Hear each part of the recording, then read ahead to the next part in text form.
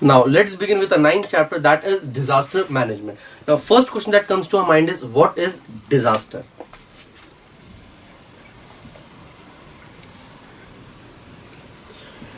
Okay, any event that can cause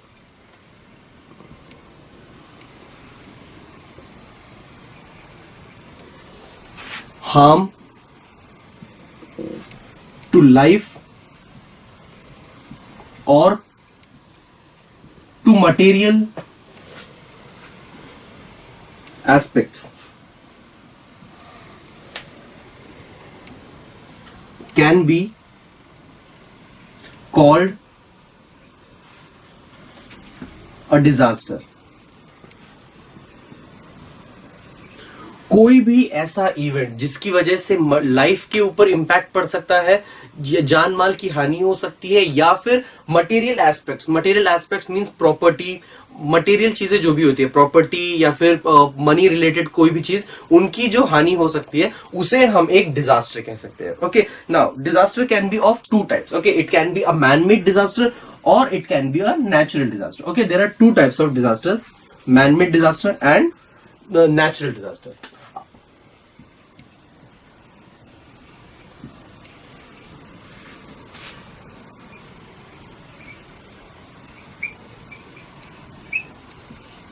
Natural. Now, what can be called as man-made disasters? All the disasters that causes all the harmful effects or the harm that can or harm to life or to material aspects that can be caused because of the events that a man does or because of the things that a person does, या एक human की जो activities होती है उनकी वजह से जब जान माल की हानि होती है या कोई हार्मफुल इवेंट होता है, उसे हम एक मैन मेड डिजास्टर बोल सकते हैं. Example, explosion of bomb.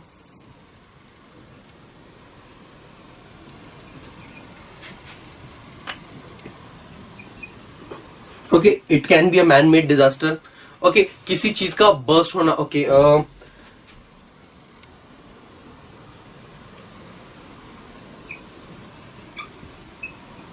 bursting of a cylinder. Now, not necessarily these are the things that needs to be done by will. For example, bursting of cylinder, एक LPG cylinder अगर burst होता है तो ये एक डिजास्टर है. Okay, knowingly और unknowingly it comes under a man made disaster, क्योंकि भले ही हम वो अपनी मर्जी से करें या ना करें, लेकिन वो हमारी ह्यूमन द्वारा की गई चीजों की वजह से होता है, ह्यूमन द्वारा की गई एक्टिविटीज का एक रिजल्ट है. That's why it comes under man made disaster. Whereas natural disasters कौन से होते हैं? The disaster that occurs because of the nature. For example, flood, earthquake,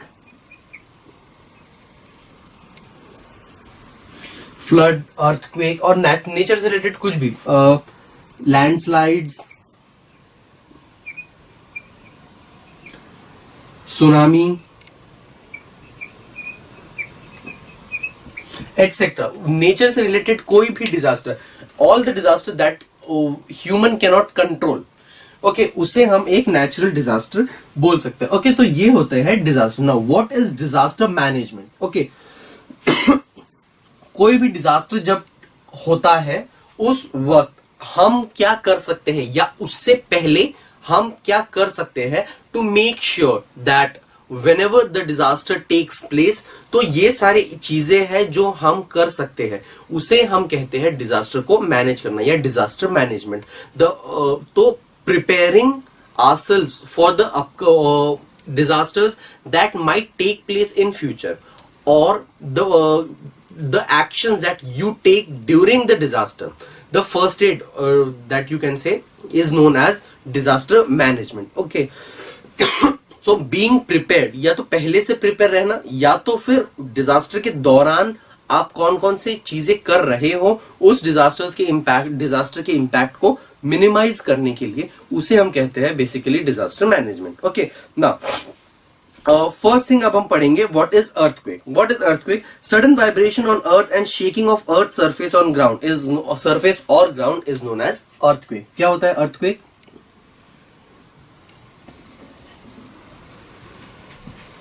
sudden vibration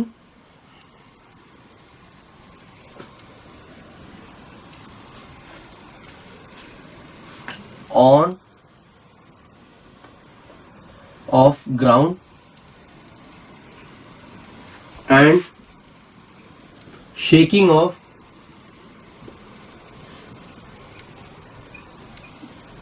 earth surface or ground is called an earthquake.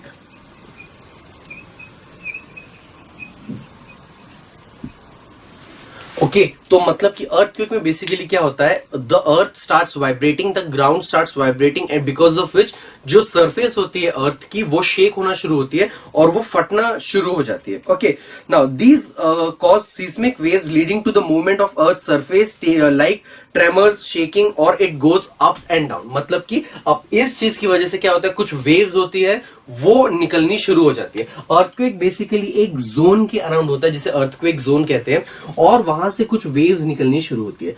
Now in waves की वजह से क्या होता है, नाउ नॉट नेसेसरली ये इवन होगी, अनइवन ऑड भी हो सकती है waves.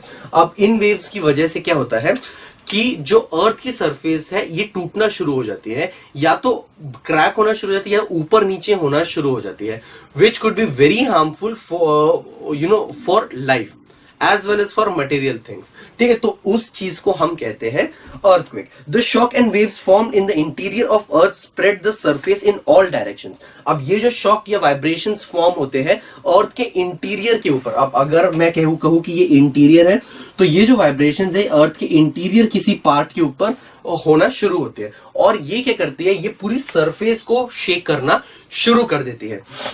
The central point of earth is the point above the epicenter of the earth surface. Strong convulse or wave at first reach to the epicenter, therefore major loss occur near the area. अब मतलब क्या होता है, ये जो epicentre होता है, ठीक है, ये वो रीजन होता है जहां पर मैक्सिमम, जैसे हमने कहा अर्थक्वेक जोन, जैसे मैंने कहा, अब अर्थक्वेक जोन के अराउंड जो रीजन होता है वहां पर मैक्सिमम डैमेज होता है, because that is the region that is closest to the waves or that is closest to the point where the waves have begun. Obviously जहां से waves निकलना शुरू हो रही है उसके closest जो surface होती है वो सबसे ज्यादा impact होती है earthquake से. Okay, shocks occur due to earthquake can be mild or intensified. अब ये जो shock होते हैं ये depend करता है कि ये mild है या intensive है. ओके तो उसकी जो क्वांटिटी है उसको हम मेजर किया जा सकता है उसको. Okay On Earth, mild earthquake occur in large number than the intensified and runners. Okay, मतलब कि अर्थ के ऊपर जो माइल्ड अर्थक्वेक्स है वो होते रहते हैं, बट इंटेंसिव अर्थक्वेक जो एक्सेसिव अमाउंट ऑफ अर्थक्वेक्स जो होते हैं वो बहुत कम होते हैं as compare to the mild. Mild keeps on occurring.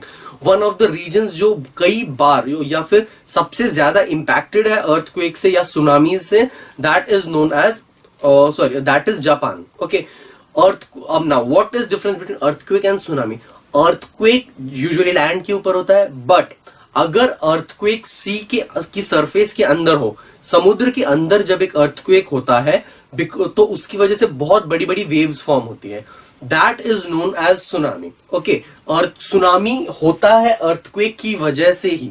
Okay earthquake क्या होता है, जब लैंड के सरफेस के नीचे जब कोई भी ये शेकिंग बिगिन होती है या अर्थक्वेक टेक्स प्लेस, तब उसे हम अर्थक्वेक कहते हैं. ओके लेकिन जब वही अर्थक्वेक समुद्र की सरफेस के नीचे होता है, सतह के नीचे होता है, तब उस वक्त बहुत बड़ी बड़ी वेव्स फॉर्म होती है and that is known as tsunami. Okay that is so earth tsunami का बेसिक रीजन जो होता है वो अर्थक्वेक ही होता है.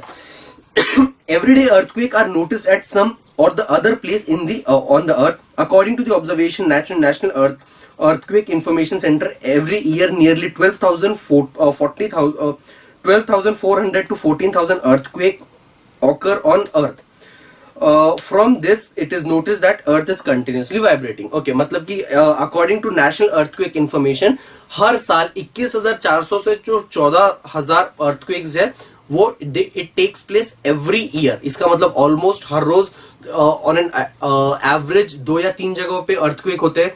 अब एटलीस्ट 3 जगहों पे, ओके, 3 से 4 जगहों पे। अब इससे हम एक चीज आइडेंटिफाई कर सकते हैं कि earth is continuously shaking, okay, that is the first thing. Secondly, ये जो अर्थक्वेक है जिसे हम रेगुलरली जिसे हम नोट कर सकते हैं, दीज आर द अर्थक्वेक्स जो बहुत माइल्ड होते हैं, इसीलिए उनका बहुत बड़ा इम्पैक्ट नहीं होता है। But on the other hand अगर बहुत इंटेंसिव अर्थक्वेक हो तो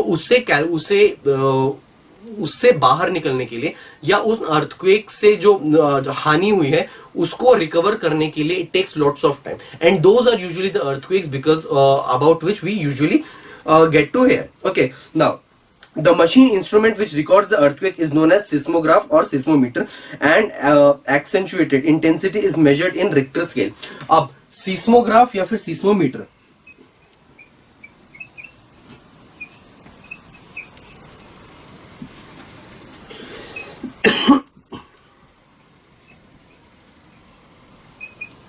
ये वो इंस्ट्रूमेंट है जिसे यूज किया जाता है अर्थक्वेक को मेजर करने के लिए।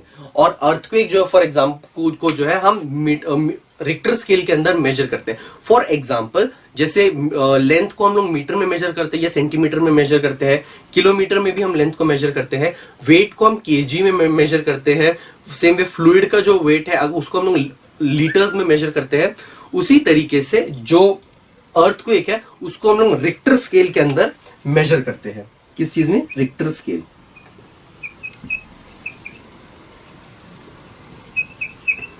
अब रिक्टर स्केल पे जितनी बड़ी क्वांटिटी होगी अर्थक्वेक की अमाउंट की, उतना इंटेंसिफाइड अर्थक्वेक होता है। Okay, now what can be the causes of earthquake?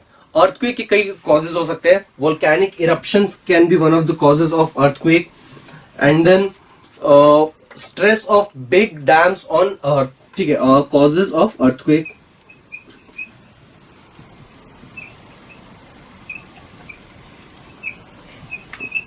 क्या कहा मैंने? Volcanic eruptions could be one of the reasons.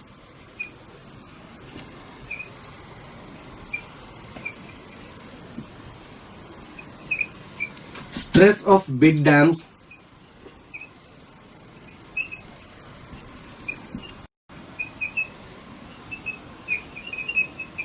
on earth, and then mining. Okay, mining can be one of the reasons जिसकी वजह से earthquake can take place.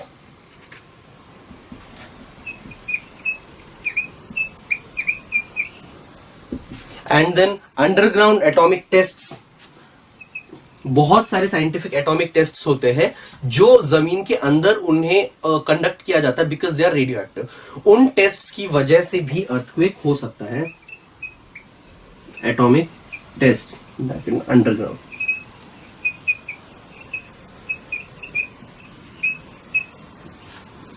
And then okay, water percolates through the cracks of earth due to tremendous heat. The water converts into steam. The steam formed tries to come out of loosened earth surface causing earthquake. अब इसका मतलब क्या होता है? Water जो है, अब ये हमारी अर्थ है, अब वाटर जो है इसके अंदर चले जाना शुरू करता है। Water obviously the earth absorbs water. नीचे जाने के बाद जो अर्थ की जो सरफेस होती है वो बहुत हॉट होती है, तो ये जो वाटर है नीचे जाने के बाद इट गेट्स इवेपोरेटेड। अब इवेपोरेट होने के बाद क्या होता है? उसके अंदर से वेपर्स फॉर्म हो जाती है। अब ये वेपर्स जो है ऊपर आने की कोशिश करती है यहाँ पे जो गैप्स है उनके थ्रू। It is one of the reasons because of which earthquakes takes place. Because जब ये बहुत ज्यादा प्रेशर हो जाता है अंदर जमीन के अंदर इन वेपर्स का, दैट इज द टाइम जब earthquake one of the times जब earthquakes can take place. Okay, because उसको जगह नहीं मिल रही होती है बाहर जाने के लिए, तो वो ऊपर की तरफ प्रेशर लगाना शुरू करता है और उस स्ट्रेस की वजह से द अर्थ फटना शुरू हो जाता है और obviously it starts shaking and the earthquake takes place.